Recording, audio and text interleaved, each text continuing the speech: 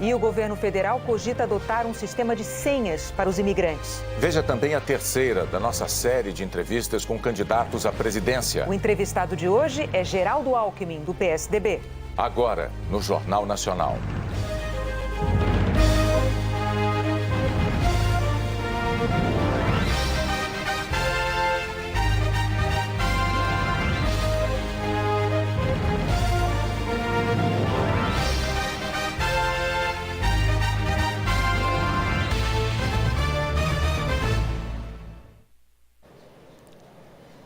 E nós começamos, então, convidando o candidato Geraldo Alckmin por favor, a entrar aqui no estúdio para a nossa entrevista. Vai ser a terceira entrevista da semana. Bem-vindo, candidato. Muito obrigado pela sua presença. O senhor pode tomar assento aqui. Muito bem. O Jornal Nacional hoje está dando sequência à série de entrevistas ao vivo com os principais candidatos à presidência da República mais bem colocados na última pesquisa Datafolha de intenção de votos. Luiz Inácio Lula da Silva, candidato do PT, aparece em primeiro lugar na pesquisa, mas o ex-presidente não pode dar entrevistas por determinação da Justiça. Ele está preso em Curitiba, condenado por corrupção passiva e por lavagem de dinheiro. A ordem dessas entrevistas foi determinada em sorteio com a presença dos assessores dos candidatos. Na segunda-feira esteve aqui Ciro Gomes, do PDT, ontem Jair Bolsonaro, do PSL, hoje é a vez de Geraldo Alckmin, do PSDB, como dissemos, e amanhã Marina Silva, da Rede. Nas entrevistas, nós vamos abordar os temas que marcam cada uma das candidaturas, questionamos assuntos polêmicos e tratamos da viabilidade de alguns pontos dos programas de governo. Na semana de 17 a 21 de setembro, os candidatos mais bem pontuados pela pesquisa Ibope ou Datafolha mais recente da ocasião também vão estar no Jornal da Globo. O tempo total desta entrevista é de 27 minutos. Esse tempo não pode ser ultrapassado porque foi esse o tempo dado a Ciro Gomes e a Jair Bolsonaro nas entrevistas de anteontem e de ontem. Ao fim, o candidato terá mais um minuto para dizer que Brasil ele quer para o futuro e o tempo começa a ser contado a partir de agora, Renata. Boa noite novamente, candidato. Eu vou começar... Boa noite, Renata, Bonner, todos os telespectadores. Eu vou começar essa entrevista falando de alianças políticas. Nessa campanha, o senhor fez aliança com partidos do chamado Centrão, que os críticos acusam de fazer o famoso toma lá da cá. Partidos esses que têm 41 investigados pela Lava Jato. 41 investigados, candidato. Como é que o senhor explica isso para os eleitores quando as pesquisas mostram justamente que eles querem formas mais republicanas de se fazer política e apoiam o combate à corrupção? Olha, Renata, primeiro é importante, todos os partidos têm bons quadros. Então, eu fui buscar no Progressista, que é um dos partidos que nos apoiam, a mais respeitada mulher senadora da República, Ana Amélia. Nós temos bons quadros em vários partidos e precisamos ter maioria para fazer as mudanças que o Brasil precisa. Quem prometer mudanças sem construir maioria é conversa fiada. Ou nós vamos continuar nesse marasmo que está o Brasil, ou nós precisamos fazer reformas. O Brasil precisa das reformas. E eu estou explicitando o que eu vou fazer. Reforma política, exatamente para não ter 35 partidos. Reduzir o número de partidos, reduzir voto facultativo, importante, voto distrital, proibir coligação proporcional. Está falando dos investigados. Mas os partidos têm bons quadros. Quem é investigado vai responder por isso. Eu vou dar um exemplo para você. Em São Paulo, o PTB, que foi meu aliado, o secretário da Justiça é do PTB. Quem é o secretário da Justiça? Márcio Elias Rosa, membro do Ministério Público, o ex-procurador-geral do Ministério Público de São Paulo. Todos os partidos têm bons quadros. Mas então vou também dar um outro exemplo para o senhor, por exemplo, falando, um dos seus aliados nessa eleição é Fernando Collor de Mello, do PTC. Eu vou ler o histórico dele aqui. Já sofreu um impeachment por denúncia de corrupção, todos os brasileiros sabem bem. Na Lava Jato, ele é réu por corrupção passiva, lavagem de dinheiro e organização criminosa. Ele ainda é investigado em mais 4 inquéritos. Numa entrevista que o senhor deu no Bom Dia Brasil, deixa eu só terminar, perdão. Numa entrevista que o senhor concedeu até para mim mesmo no Bom Dia Brasil, em 2006, quando o senhor foi candidato à presidência da República pela primeira vez, o senhor disse para mim o seguinte: na política é importante, em política é importante, palavras suas, Diga-me com quem andas e eu direi quem és. O senhor repetiria hoje essa frase tendo ao lado Fernando Collor de Mello, por exemplo? O PTC não me apoia. Ele apoia outro candidato. A coligação do PTC não é com o PSDB. A minha coligação tem 8 partidos, não está o PTC. Então, não me apoia, não está na minha coligação. A coligação ela é importante porque o Brasil tem pressa. Quem assumir em janeiro, 1º de janeiro, precisa ser rápido. Aproveitar a força do voto, a força do povo para fazer as reformas rapidamente. Mas então, o que o senhor tem a dizer sobre esses investigados que eu mencionei, os 41 investigados na Lava Jato? O que a sociedade, o que quem está nos assistindo quer? Quer que haja investigação, transparência, puna quem precisar ser punido e absolva quem deve ser inocentado. É isso que precisa ser. O Brasil, o governo funcionar, o país crescer, defendo a Lava Jato, defendo as investigações, então é importantíssimo que elas ocorram e a sociedade vai amadurecer, nós vamos sair desse episódio melhor. Mas quero dizer aqui o que disse o diretor-geral da Polícia Federal, se não mudar o sistema político, não vai melhorar. Há um princípio em medicina que diz, suprima a causa que o efeito cessa. O sistema político nosso faliu, não pode funcionar com 35 partidos.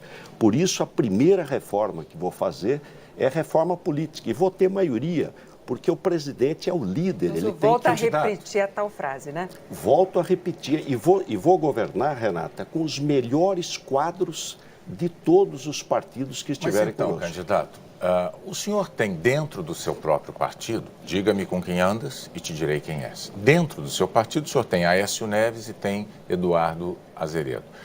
Ambos com envolvimento em casos de corrupção. Eduardo Azeredo condenado, cumprindo pena. Aécio Neves tem contra ele uns vídeos muito eloquentes, muito explícitos, não é? O senhor tem dito que é a favor da Lava Jato, o senhor é a favor do combate à corrupção. Como presidente do PSDB, por que é que o senhor não pediu, não propôs até agora a expulsão desses 2 elementos do seu partido? Olha, Bonner, primeiro, o Aécio não foi condenado. Ele está sendo investigado e vai responder para a justiça. Nós não passamos a mão na cabeça de ninguém. Quem errou, paga pelo erro. Quem foi absolvido, será absolvido. O Eduardo Azeredo, ele já está afastado da política há muito tempo. Mas ele continua integrando o partido. Mas o senhor é o presidente já está do afastado partido. Da política. Aliás, ele vai sair do PSDB, mas não precisa nem expulsar. Candidato, não há nenhum incômodo, nenhum constrangimento de manter Eduardo Azeredo dentro do PSDB. Bonner, eu tenho que perguntar ao senhor o seguinte, a ética que o PSDB defende com tanta veemência e cobra com tanta veemência de partidos adversários, não vale para os próprios tucanos do PSDB? Vale, e nós não vamos para a porta de penitenciária para contestar a justiça, não transformamos réu em vítima, não desmoralizamos as instituições. E não expulsam um condenado o Aécio como Neves Eduardo era o Azeredo. presidente do partido, ele foi afastado da presidência do partido. Nunca me passou pela cabeça ser presidente do PSDB. Eu só fui eleito presidente do PSDB porque ele foi afastado. O partido fez o que tinha que ser feito. Afastou, fez nova eleição, elegeu uma nova direção partidária e o Aécio responde na justiça. E Eduardo Azeredo, candidato? O Eduardo Azeredo já está afastado da vida pública há quase 10 anos. O senhor está já. Dizendo, então, como presidente do PSDB, que nem passa pela sua cabeça tomar a iniciativa de pedir a desfiliação, o desligamento dele do seu partido. Ele vai pedir o seu desligamento. Mas eu queria dar uma palavrinha sobre ética, que acho que essa é uma questão central. Eu fui deputado estadual, 2 vezes deputado federal. Poderia estar aposentado, recebendo como deputado desde os 50 anos de idade. Não recebo 1 centavo. Sim, candidato. A lei, mas só para concluir, porque senão vira discurso, a lei permite. Nem tudo que é legal é ético. E política é uma atividade essencialmente ética. Quem não tem compromisso com a ética tem que estar fora da política. A ética vai permear diversas questões aqui nessa entrevista, né? Pois é, até a propósito disso, 3 delatores de uma empreiteira narram pagamentos de caixa 2 para campanhas do senhor em 2010 e 2014. Um dos delatores, inclusive, dá detalhes de um encontro onde teria sido acertado esse dinheiro ilegal. Ele diz que o senhor entregou a ele um cartão do seu cunhado, recomendando que tudo poderia ter acertado entre os dois, entre o delator e o seu cunhado. Quando confrontado com isso, o senhor sempre diz que não é verdade. Mas o PSDB dá crédito às delações contra políticos de partidos adversários. Por que ela seria falsa para o senhor, com relação ao senhor, e verdadeira para opositores do senhor? Renata, primeiro, total transparência, total compromisso com a investigação. Isso é mentira. As minhas campanhas sempre foram feitas de maneira simples e rigorosamente dentro da lei. Nunca teve cartão nenhum. Aliás, a própria pessoa que fez essa delação, ela nem participou da reunião, ela mesma diz. A minha família, ninguém participa de governo. A minha mulher trabalha comigo há quase 40 anos como voluntária. Então, é importante separar o joio do trigo. Há uma tendência de misturar tudo e não é correto e não é verdade. Os 3 delatores, nesse caso, contam a mesma história, inclusive um deles dá detalhes disso. Seu cunhado recebeu pessoalmente o dinheiro. O senhor disse, então, que é mentira. É mentira, e por que seria verdade delações contra integrantes de partidos opositores ao senhor? Não estou eu que não estou dizendo. Não, Renata, não estou eu que estou dizendo que é verdade. É a justiça que está dizendo. Nós temos que respeitar a justiça. Sou eu que estou dizendo se é verdade ou não é verdade. O que a sociedade quer? A sociedade quer julgamentos, a sociedade quer que as investigações ocorram, que haja transparência, que quem seja inocente seja inocentado, quem seja culpado pague pelo seu erro. É isso que nós queremos no Brasil. É uma prudência que, para os tucanos, o PSDB tem, e não foi tão prudente assim quando os acusados ou delatados eram de outros partidos, tenho que dizer. Não, mas nós sempre respeitamos a justiça, sempre respeitamos a justiça e defendemos a investigação. Nós vamos permanecer nesse terreno da corrupção porque é um tema que no Brasil, infelizmente no Brasil hoje, é um tema que se impõe muito. O seu secretário de Transporte, Laurence Casagrande, está preso, né? Ele é suspeito de fraude e licitação na obra do Rodoanel. Em própria defesa, ele diz que ele tentou evitar o aumento do valor da obra pleiteado pelas empreiteiras envolvidas, porque elas alegavam que havia surgido rochas enormes que dificultavam o trabalho delas.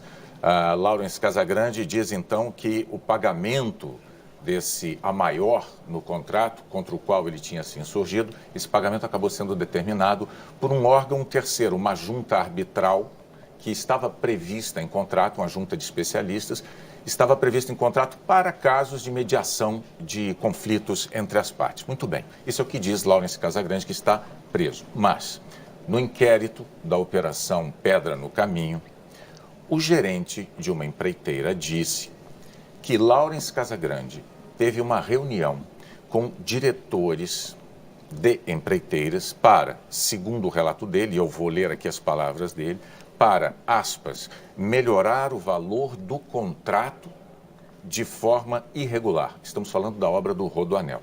Laurence Casagrande, seu secretário de Transportes. Dizem este mesmo gerente e outros 2 funcionários que não havia nenhuma dificuldade extra que justificasse o aumento do valor dessa obra. Isso é criminoso, candidato. No entanto, e é preciso dizer, esse é o relato de testemunhas. Eles não são delatores, são testemunhas. Diante deste quadro, o senhor tem reiteradamente feito uma defesa enfática do seu secretário de Transportes, Laurence Casagrande. Esta defesa que o senhor faz é coerente com o seu discurso de combate à corrupção? Absolutamente coerente. Quero falar aqui com quem está nos assistindo. Eu assumi o governo em 2011, o governo do Estado de São Paulo, nomeei um promotor de justiça, aliás, mais do que promotor, um procurador de justiça do Estado para secretário de Logística e Transporte do Estado. Ele escolheu o Laurence Casagrande, que é um homem sério, correto, para presidente da Dersa. Ele foi o presidente da Dersa, fez uma belíssima obra. O Rodoanel está terminando. Houve um questionamento ao longo da obra em relação à questão de rochas que apareceram. Ele corretamente pediu para que o IPT se pronunciasse. O concessionário, a concessão não concordou. O contrato, essa obra é financiada pelo BID, prevê uma junta de arbitragem. A junta de arbitragem foi montada com 3 pessoas, professores da Escola Politécnica da Universidade de São Paulo, um indicado pela empresa, um pela Dersa e um independente.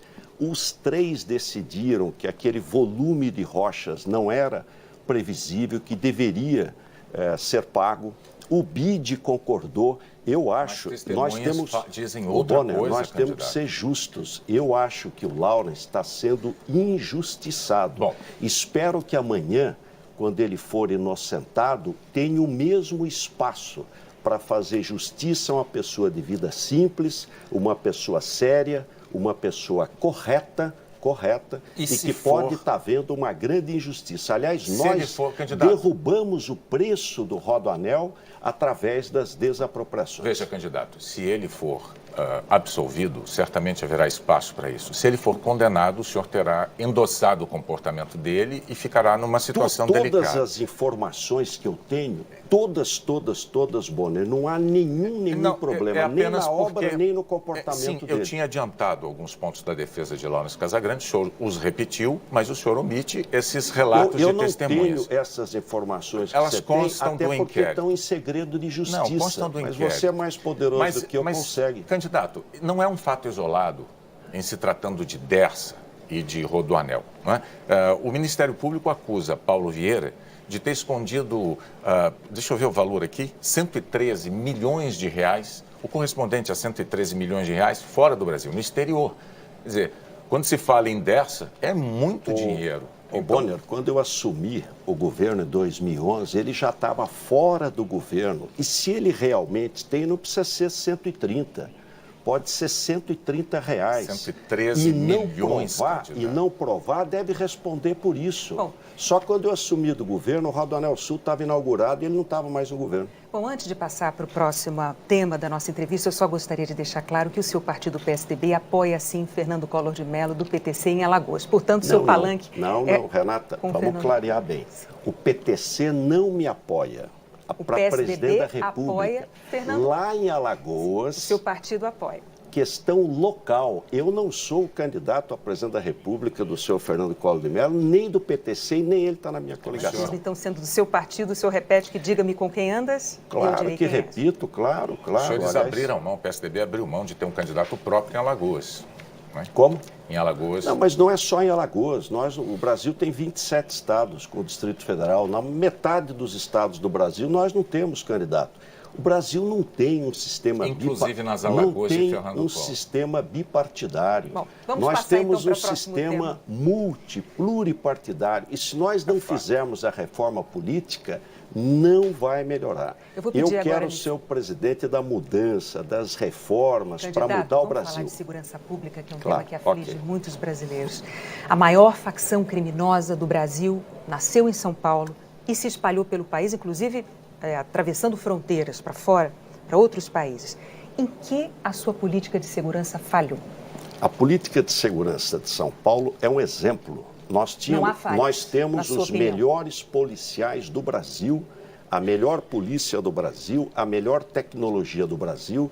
Tínhamos em 2001 13 mil assassinatos por ano. Reduzimos para 12, 11, 10, 9, 8, 7, 6, 5, 4. Mas muitos especialistas... O ano passado, 3.503 para 45,5 milhões de habitantes. Mas São Paulo é maior diz, que a Argentina. Sobre essa queda na taxa de homicídios, muitos especialistas que estudam o assunto dizem que ela se deve mais ao fato dessa facção criminosa ter eliminado os rivais, dominado o crime no Estado, do que propriamente a ação da polícia. Mas é inacreditável alguém dizer que 10 mil pessoas deixam de ser mortas por ano e que a culpa disso, ou melhor, A proposta disso é o crime que fez. Mas o que você tem? Então, você acha que não há falhas com fez. relação ao surgimento dessa maior facção criminosa do país? Olha, quando o Fernandinho Beiramar, que é aqui do Rio de Janeiro, o governo federal não tinha onde colocá-lo, não existia penitenciária de segurança máxima no Brasil, Renata. Nós já tínhamos em São Paulo 3 penitenciárias de segurança máxima. Ele foi para São Paulo para ficar 60 dias. Eu apanhei muito. A imprensa bateu em mim. Puxa, não chegam os nossos aqui, precisa trazer um de fora. Ficou 2 anos lá e desapareceu. No entanto, e mais, eu vou liderar, Bonner, no Brasil inteiro a questão da segurança pública. Mas como é que o senhor... Eu queria falar disso. Veja, o PSDB esteve no poder estadual em São Paulo por 24 anos. Em 24 anos... São Paulo é um exemplo. Superávit primário, melhor saúde, melhor educação, as melhores estradas. É um exemplo para o Brasil. Mas para quem olha o que aconteceu com essa facção criminosa em São Paulo, haverá de notar que, mesmo presos, líderes, chefes dessa facção continuaram a comandar o crime de dentro da cadeia, candidato. Um dos líderes do crime organizado ficou 5 anos em RDD. Você sabe o que é RDD? O crime ficar não 22 anos na cana, não toma nem sol, não tem visita íntima, o comando, isolamento absoluto. O comando dessa facção criminosa continua de dentro da cadeia. O senhor nega essa realidade? Claro, mas é óbvio. Isso aí são coisas que vão sendo repetidas e acabam virando verdade. Explica para mim, como é que no Brasil tem 30 homicídios por 100 mil habitantes e no mesmo país, no país que tem a maior população, tem 8 homicídios por 100 mil habitantes? A maior facção criminosa do Brasil, nascida em São Paulo, com seus líderes ou chefes presos em São Paulo, continua operando, se expandindo pelo Brasil e fora do Brasil, e não tem comando de dentro das cadeias, sem bilhete apreendido, dentro de vaso sanitário, não tem. Nada. Nós temos scanner, nós temos controle, nós temos penitenciária de segurança máxima antes do governo federal. Tem regime disciplinar diferenciado, isolamento absoluto. Mas então o que Tanto é que nós públicos, reduzimos... Como a própria polícia encontra bilhetes encontrados em vasos sanitários, escutas feitas pela própria polícia. Você sabe quantos presos nós temos em São Paulo? 228 mil presos.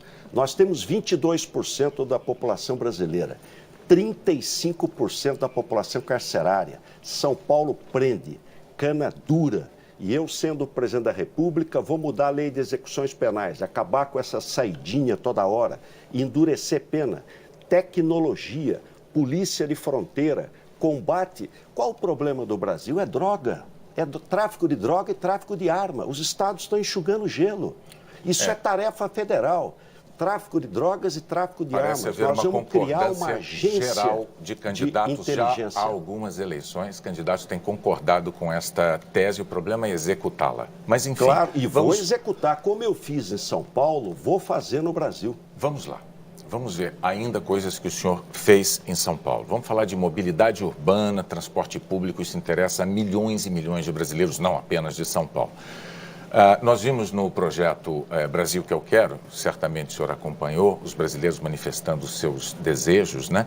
E eles reclamaram muito de obras abandonadas pelo país. Isso é uma queixa generalizada no nosso país.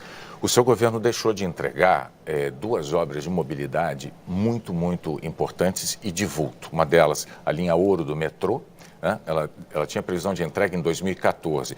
A outra, já mencionamos aqui, o Rodoanel, que começou, o trecho fundamental dele, é uma obra que começou no século passado, 1998, ainda não está concluída. Com esses atrasos, como é que o senhor vai convencer o eleitor de que o senhor vai botar nos trilhos a questão da mobilidade no país inteiro, candidato? Olha, primeiro o Rodoanel foi entregue, o Rodoanel Oeste, interligando 5 autoestradas, o Rodoanel Sul, chegando ao Porto de Santos, Anchieta Imigrantes, de obra, né, o Rodoanel Leste, chegando a saída aqui para o Rio de Janeiro, e o ano que vem entrega finalmente e termina os 180 quilômetros de anel metropolitano. Eu peguei o governo com 60 estações de metrô. Vai terminar o ano com 89. Em 8 anos, em plena crise, sem um centavo de ninguém, nem de prefeitura, nem do governo federal, sozinho, nós fizemos quase 50%. Aliás, quero dizer que depois de amanhã, sexta-feira, mais 4 estações de metrô vão ser inauguradas em São Paulo na linha 5. Estação Hospital Servidor, Estação Hospital São Paulo, Estação Chácara Clabim e Estação Santa Cruz. Então o assunto nós agora é a tocamos habitação, candidato. Simultaneamente todas as obras de trem e de metrô. Ok, vamos avançar para a gente poder Ok. abarcar o maior número de temas possível. Vamos falar de habitação. O último levantamento de déficit habitacional no estado de São Paulo revelou uma falta de 1.300.000 moradias. Em 2011, esse déficit era menor. Ele passava um pouco de 1 milhão de moradias, ou seja, a situação se agravou durante o seu mandato como governador. Como é que o senhor vai convencer o eleitorado de que o senhor vai enfrentar o problema, a questão da moradia no Brasil inteiro com eficiência, dada essa situação? Olha, primeiro, São Paulo é o único estado do Brasil que investe 1% do ICMS só para moradia. Nós entregamos 120 mil unidades habitacionais, único. Fizemos a primeira PPP do país de habitação para revitalizar o centro de São Paulo, em frente à Sala São Paulo. Construções pelo CDHU. Complementamos os recursos do Minha Casa Minha Vida através do Casa Paulista. Mas ainda tem o déficit, todo... né? De 1.300.000. Não, mas não é só em São Paulo, no Brasil inteiro. Sim. Todo mundo sabe que o Brasil passou, nesses últimos anos, a maior crise da história. A maioria dos governos não paga nem salário. Salário está atrasado. Nós, com todas as contas em dias, superávit primário, que é o que nós vamos fazer no Brasil, ajuste pelo lado da despesa e investimento. E confiança, trazer confiança para o Brasil voltar a crescer. Esse ritmo de entrega de moradias que permitiu que o déficit habitacional do estado de São Paulo aumentasse ao longo do seu governo, esse ritmo o satisfaz? O senhor não se sente frustrado? É esse o ritmo que o senhor quer implementar se o senhor for presidente da República para resolver o problema nacionalmente? Bonner, não tem nenhum estado que investe em habitação. Quem investe é o governo federal, porque é ele que tem o dinheiro do Fundo de Garantia. O estado de São Paulo é o único que investe 1% do ICMS em moradia. Por quê?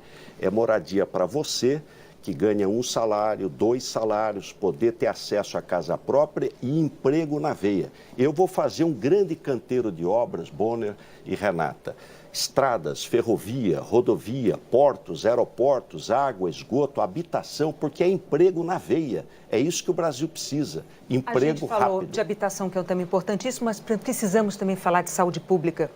O senhor defende as OS, as organizações sociais, como uma alternativa ao SUS. O senhor, inclusive, fez isso em São Paulo. E os resultados têm sido questionados pelo Tribunal de Contas do Estado. Como é que o senhor pretende evitar a repetição desse problema? Renata, as OS são um modelo. O hospital mais bem avaliado do Brasil é o Instituto do Câncer do Estado de São Paulo, o ICESP, eleito pelos usuários, o melhor hospital do país. É uma OS. Aliás, essa é uma discussão que nós temos muito com o PT e com a esquerda radical, porque eles dizem que tem que ser estatal, nós dizemos tem que ser público, gratuidade, equidade, universalidade. A gestão pode ser de OS, De fato, mas, por exemplo, o Tribunal de Contas do Estado dizem que essas organizações receberam ao longo de 5 anos 38 bilhões de reais do governo, né, dinheiro público. O presidente do TCE diz, inclusive, que o governo falha na fiscalização e no controle justamente para prevenir desvios, descumprimento de regras com esse dinheiro público que é tão importante.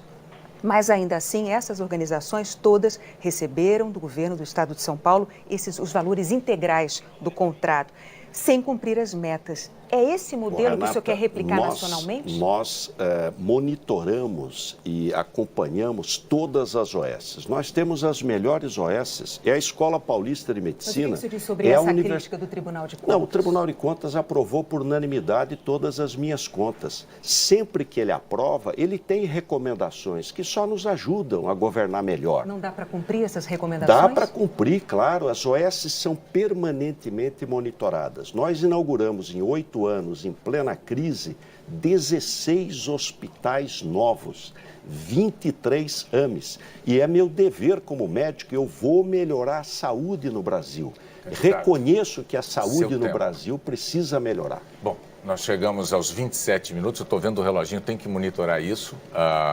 Lamento ter que interromper, mas chegou aquele momento em que o senhor, como os demais candidatos, terá direito a 1 minuto para dizer qual é o Brasil que o senhor quer para o futuro. Olha, o Brasil que eu quero para o futuro é um país de oportunidade, oportunidade para todos. O Brasil tem pressa e o Brasil precisa mudar. E ele, para mudar, precisa de reformas. Nós vamos fazer rápido as reformas que o país precisa. Para quê? Para ter emprego. O seu filho, o seu neto, você, trabalhador, trabalhadora, ter oportunidade. O Brasil voltar a ser um país de oportunidade para todos e não deixar ninguém para trás. Por isso, com humildade, peço o seu apoio. Eu agradeço, em nome de todo o Jornal Nacional, Renata, todos nós, agradeço a sua presença aqui, candidato. Muito obrigado. Obrigada. A seguir, a gente volta com as atividades de campanha de outros candidatos à presidência.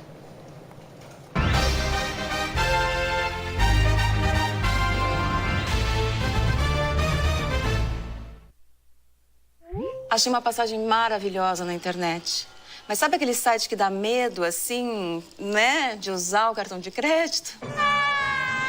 Fica tranquila, Paula. Foi inspirado em todo mundo que é desconfiado como você que a gente criou o cartão virtual. É muito seguro.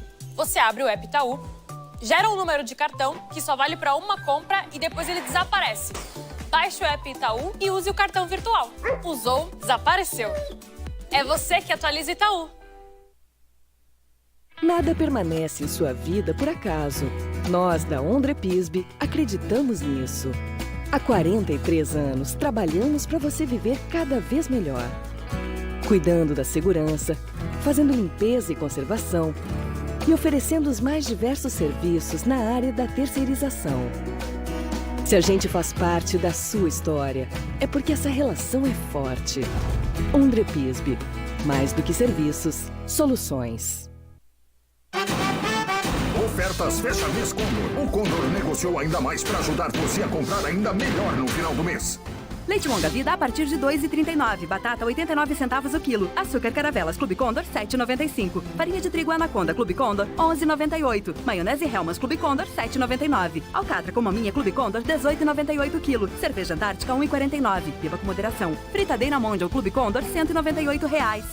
No final da compra, o Condor é sempre mais barato. Tem Trimania, tem alegria e no próximo domingo você pode ganhar. No primeiro prêmio, R$30 mil. No segundo prêmio, R$40 mil.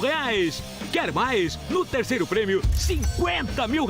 Mais uma Mercedes CLA 180 no quarto prêmio. É, uma Mercedes CLA 180 tem mais 10 prêmios de R$1.000 no Giro da Sorte. Adquira o certificado de contribuição Trimania e ajude a instituição Bethesda. Realização, Instituição Bethesda, Hospital Bethesda.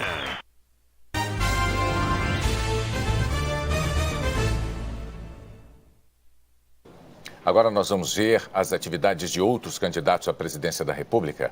O candidato do PSL, Jair Bolsonaro, fez campanha no Rio Grande do Sul. Jair Bolsonaro chegou pela manhã a Porto Alegre. Ele foi recebido por apoiadores e discursou num caminhão de som. Participou de um encontro com empresários, políticos e pessoas da comunidade. Jair Bolsonaro defendeu o direito à propriedade e disse que considera um erro a lei que permite a expropriação de imóveis onde for comprovada a prática de trabalho escravo ou análogo à escravidão. O candidato também disse que vai rever a demarcação de terras indígenas. Se eu chegar lá, não terá mais 1 centímetro quadrado para a terra indígena. Conheço o índio como capitão do exército, minhas andanças pelo Brasil, e o índio quer se integrar à sociedade. Mas hoje em dia, um país como o nosso, ter uma área maior que a região sudeste, demarcada como terra indígena, cujo subsolo é riquíssimo, eu acho que tem que preocupar com isso. À tarde, Bolsonaro visitou a Expo Inter, feira agropecuária que acontece em Esteio, na região metropolitana de Porto Alegre. Ele ouviu reivindicações de produtores e disse que uma das suas prioridades será garantir o escoamento das safras. Ciro Gomes, do PDT, começou hoje as atividades de campanha em Minas Gerais. Pela manhã, Ciro Gomes foi ao Mercado Central de Belo Horizonte. cumprimentou eleitores. O candidato do PDT prometeu retomar obras de ferrovias e também investir em infraestrutura para escoar a produção agrícola. Aqui em Brasília, o candidato do PDT se reuniu com dirigentes de instituições federais de ensino superior. Recebeu um documento com propostas para o desenvolvimento econômico e social do Brasil nos próximos anos. O candidato Ciro Gomes defendeu a manutenção do ensino superior público gratuito e também apresentou propostas para os ensinos fundamental e médio. É preciso preparar o estudante para que ele pense, para ele olhar criticamente a vida. Está explícito o meu compromisso, vagas desse tipo, escola em tempo integral, profissionalizante, com 3 refeições, assistência médico-odontológica, cultura e lazer e estágio remunerado pelo governo nas empresas para ajudar o jovem a adquirir a primeira experiência sem a qual ele não vai entrar no mercado de trabalho. A candidata da Rede, Marina Silva, fez campanha em Brasília.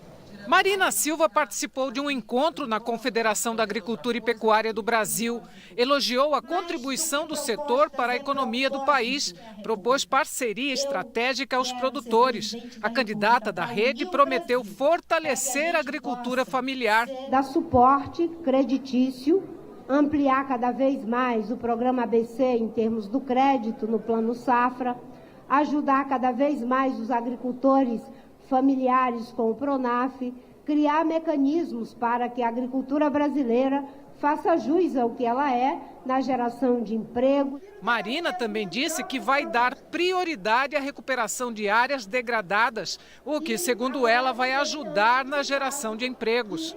Ao falar sobre criminalidade no campo, Marina Silva disse que não é distribuindo armas que se garante segurança e que não se pode transferir para o cidadão a responsabilidade que é do Estado. Álvaro Dias, do Podemos, também escolheu a capital federal para fazer campanha hoje. De manhã, Álvaro Dias fez uma caminhada pelo centro de Brasília. O candidato prometeu a comerciantes reduzir impostos para, segundo ele, gerar 10 milhões de empregos. Álvaro Dias disse que o Brasil precisa de uma ampla reforma política. O candidato do Podemos defendeu uma reforma que reduza o número de partidos e de parlamentares.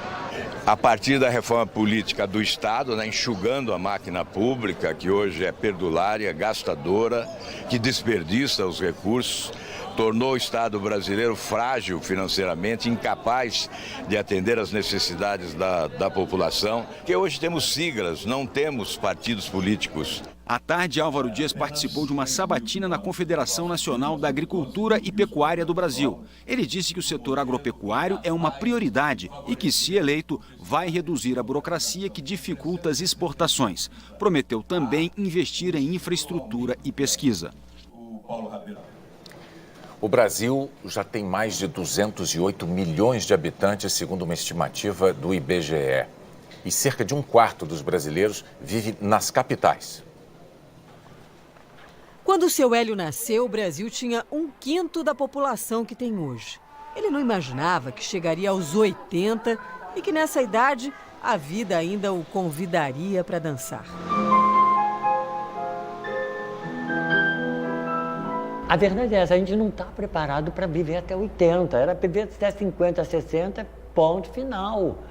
Então a gente foi pego de surpresa, então tem que se refazer. Seu Hélio viu o Brasil envelhecer e mudar. Apesar da projeção de queda do número de brasileiros daqui a algumas décadas, esse ano a taxa de crescimento da população ainda deve ser maior do que a do ano passado. Com essa geração que aprende a dar os primeiros passos na vida, o país vai ganhar mais 1.690.000 brasileiros. Com a chegada de pequenos cidadãos como o Benício, o Martinho, o Marcelo, todos nascidos no ano passado, já somos 208 milhões e meio de pessoas.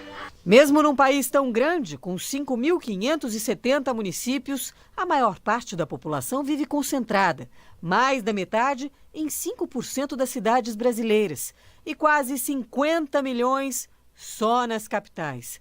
Em São Paulo, a mais populosa do país, são 12 milhões. Depois vem Rio, Brasília e Salvador. Mas congestionamento, fila, multidão passam longe do dia a dia de quem vive nas 3 cidades brasileiras com menos de 1.000 habitantes. Araguainha, em Mato Grosso, Borá, no interior de São Paulo, e Serra da Saudade, em Minas. A cidadezinha mineira é a que tem o menor número de habitantes do Brasil. São 786 e ela está encolhendo. Mas quem ainda vive em Serra da Saudade diz que o lugar não tem esse nome à toa, não. Quem vai tem saudade e volta mesmo. Serra é a Serra da Saudade. Hora da previsão do tempo. Vamos falar com a Maju. Oi, Maju, boa noite. O que você destaca hoje?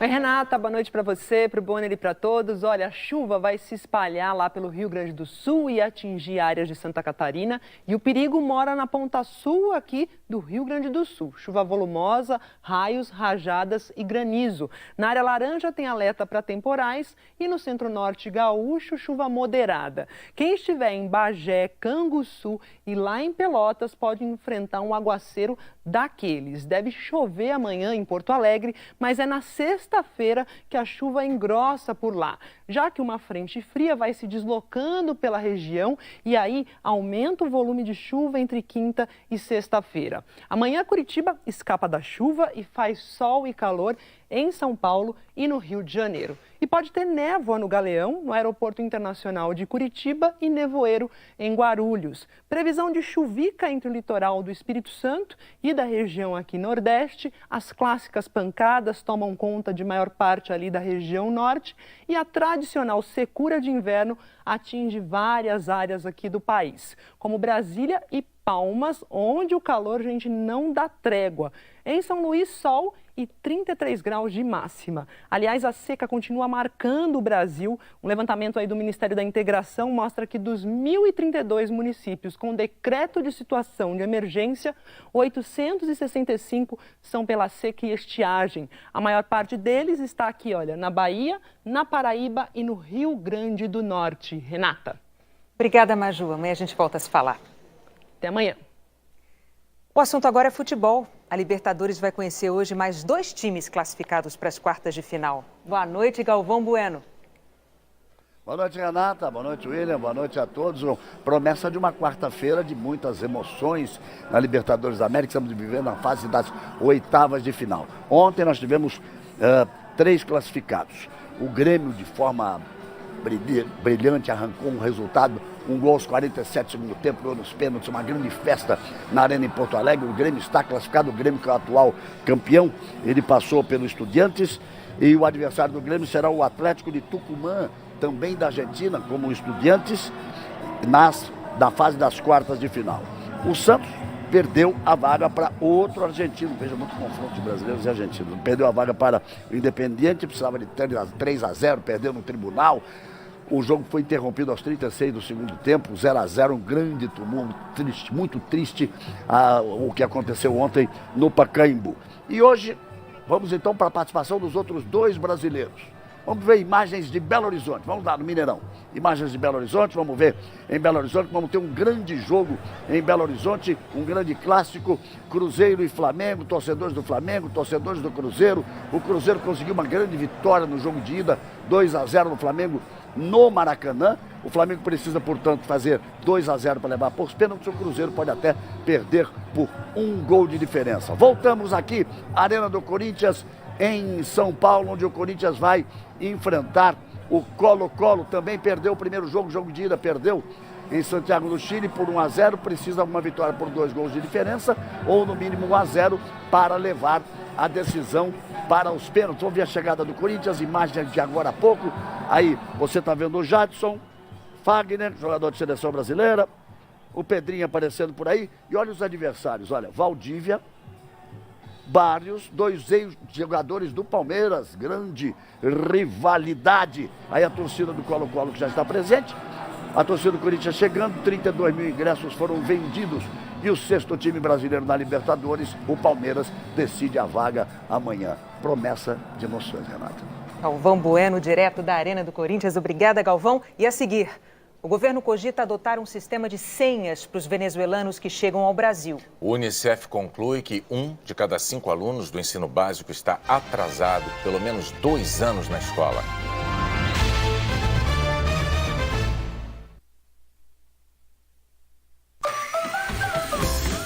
Reforma e Construção 1001. Tem de tudo para renovar a sua casa. Confira as nossas ofertas. Assento sanitário, R$ 14,90. Ducha eletrônica, 7.500 watts, R$ 79,90. Furadeira de impacto, 550 watts, R$ 68,90. Lâmpada de LED, R$ 5,90. Aproveite também. Aspirador de pó, R$ 159,90. 1001 em Santa Catarina tem de tudo para você. Santa Catarina acelera a economia. A Metronorte acelera seu sonho Chevrolet com fecha-mesa arrasador. Agora é a hora de valorizar ainda mais o seu carro usado e de levar muito mais tecnologia pelo seu dinheiro. Onix 1.4 pelo preço de 1.0. Cruze Tracker Turbo com taxa zero e FIP no seu usado. Baixe o app e comprove. O fecha-mês Metronorte é imbatível. Plantão extra nesta quinta e sexta até 8 da noite.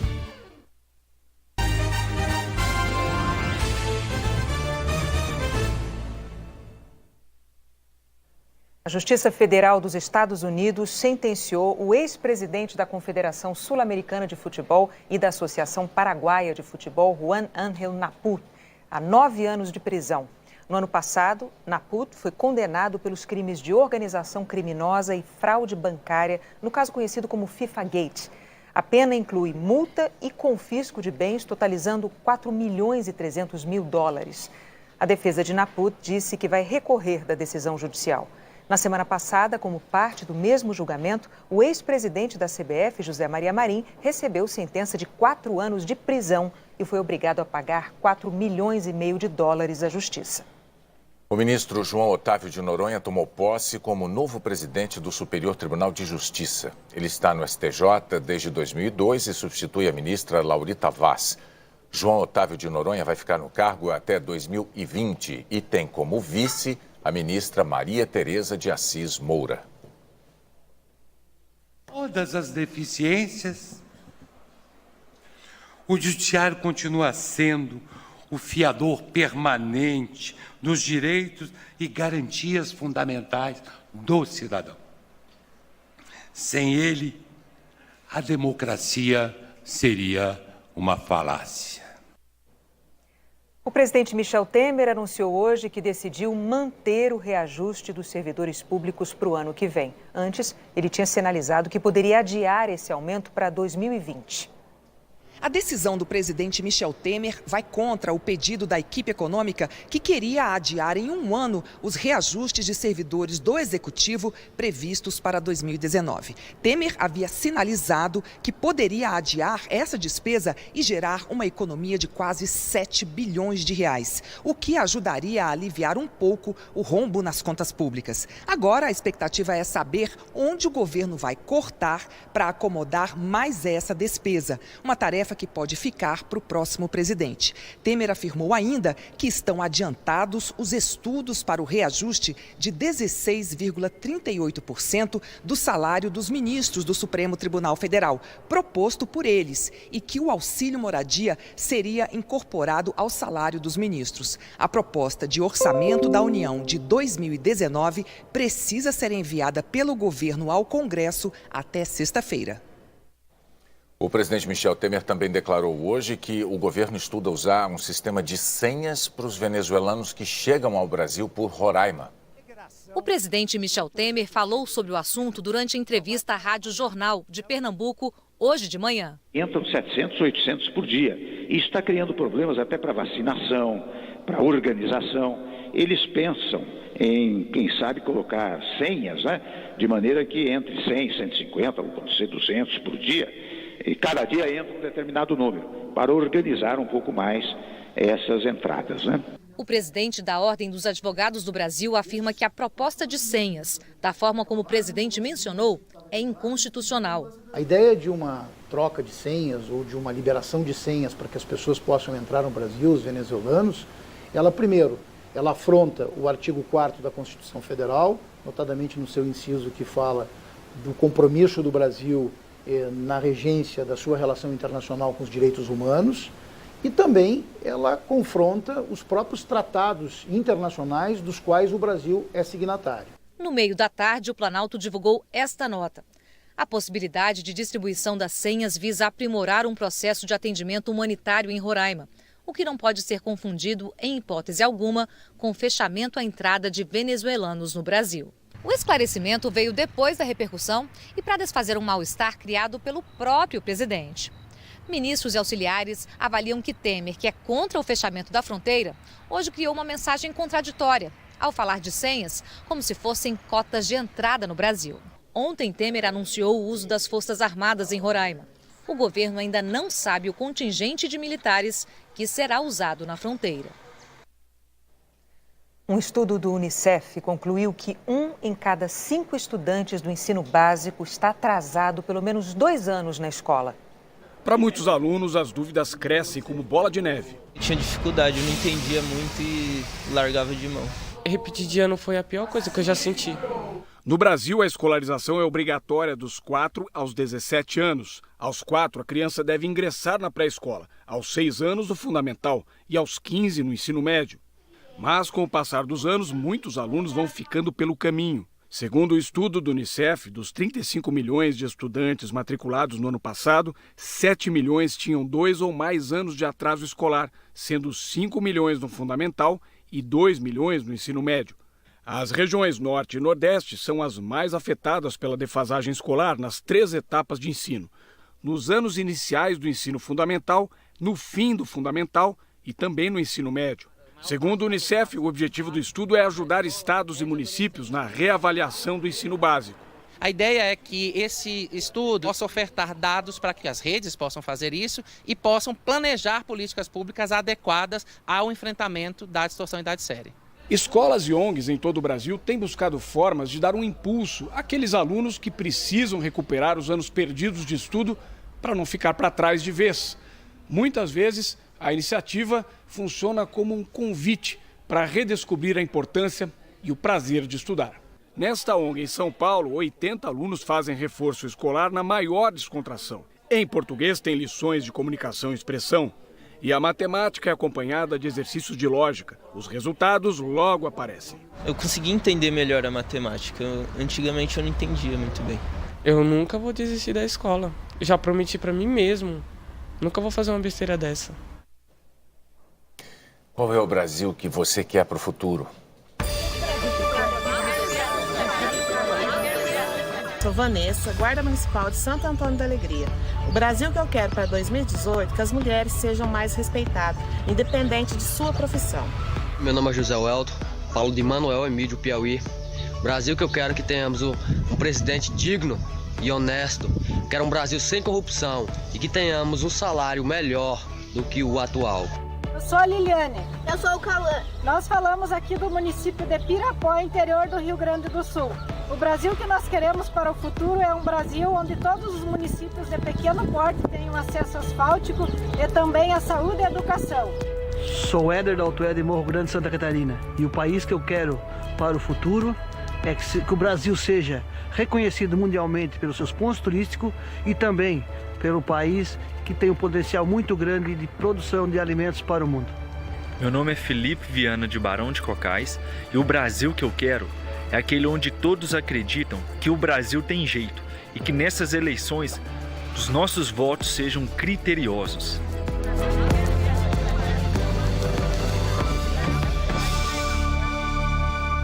Manda o seu vídeo pra gente, ele vai aparecer aqui no Globoplay, na página do JN e em g1.com.br/Brasil que eu quero, tudo junto. Em relação a declarações do candidato Jair Bolsonaro, ontem, na entrevista aqui ao Jornal Nacional, a TV Globo divulgou uma nota que eu vou ler a partir de agora. Abre aspas. O candidato Jair Bolsonaro, do PSL, afirmou que a TV Globo recebe bilhões de recursos da propaganda oficial do governo. É uma afirmação absolutamente falsa. A propaganda oficial do governo federal e de suas empresas estatais corresponde a menos de 4% das receitas publicitárias e nem remotamente chega à casa do bilhão.